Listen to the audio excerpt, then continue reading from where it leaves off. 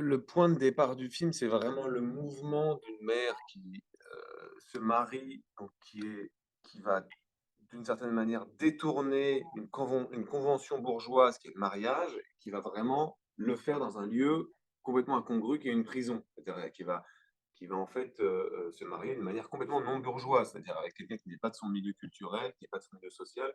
Donc assez rapidement, ça définissait quand même très, très fortement le caractère, on pourrait dire, aventurier ou affranchi du personnage de la mère. Ça me plaisait beaucoup, l'idée que le film soit dominé par une femme qui soit une femme puissante et pas conventionnelle.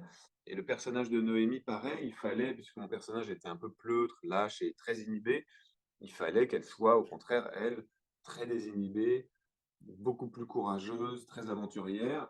Ce que je m'étais amusé à dire, c'est que ça, c'est aussi une manière de revisiter le genre du polar où la charge héroïque, la charge du courage elle revient toujours au personnage masculin. Et les personnages féminins ont souvent, dans les classiques du polar, la charge sexuelle ou la charge de la sensualité ou de la truc. Et il fallait l'inverser un peu. Presque les hommes soient des objets de désir des femmes et que les femmes, elles, c'est pour ça que j'aime beaucoup la scène de la fin où l'action est prise en main par le personnage de Clémence, où elle, au contraire, est beaucoup plus héroïque que mon personnage. Donc c'est pareil, c'est une espèce de jeu, parce qu'il fallait quand même faire le film aujourd'hui. Il fallait faire un film qui avait des aspects vintage, comme on pourrait dire plastiquement, ou la colonne sonore, mais que quand même la narration, elle est liée aujourd'hui. Et aujourd'hui, c'est très agréable d'avoir des femmes qui sont puissantes quoi, au cinéma.